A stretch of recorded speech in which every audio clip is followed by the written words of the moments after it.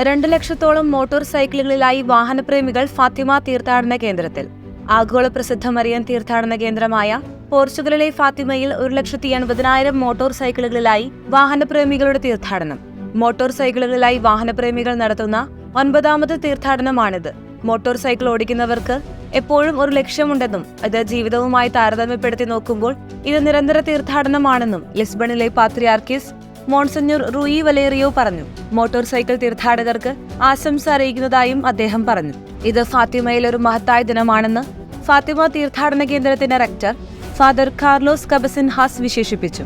Motor cycle തീർത്ഥാടകർ വിവിധ ജീവകാരുണ്യ പ്രവർത്തനങ്ങൾക്ക് നേതൃത്വം നൽകുന്നുണ്ടെന്നും അവർ നടത്തുന്ന സേവനം സ്തുത്യർഹമാണെന്നും അദ്ദേഹം അനുസ്മരിച്ചു. തീർത്ഥാടന വേളയിൽ മോട്ടോർ സൈക്കിൾ യാത്രക്കാർ ഫാത്തിമ മാതാവിനോട് തങ്ങൾ നടത്തുന്ന സുരക്ഷിതമായ യാത്രയ്ക്കായി മാധ്യസ്ഥം യാചിച്ചു പ്രാർത്ഥിച്ചു.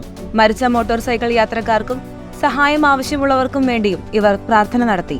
ഹെൽമറ്റ് വെഞ്ചരിപ്പിന് ലിസ്ബണിലെ പാത്രിയാർക്കീസ് കാർമ്മികനായി. ഇത് അനുഗ്രഹത്തിന്റെ മറ്റൊരു വർഷമാണെന്നും മറ്റൊരു വർഷത്തേക്ക് അനുഗ്രഹിക്കപ്പെടാനാണ് തീർത്ഥാടനമെന്നും ഇതിൽ പങ്കെടുത്ത ആന്റണി സൂസ അഭിപ്രായപ്പെട്ടു. നാഷണൽ റോഡ് സേഫ്റ്റി അതോറിറ്റിയുടെ കണക്കനുസരിച്ച് ഈ വർഷം ജനുവരി മുതൽ മെയ് വരെ പോർച്ചുഗലിൽ 47 മോട്ടോർ സൈക്കിൾ അപകടങ്ങൾ രേഖപ്പെടുത്തിയിട്ടുണ്ട്. 2023 ഏകദേശം 9,000 മോട്ടോർ സൈക്കിൾ അപകടങ്ങൾ ഉണ്ടായി.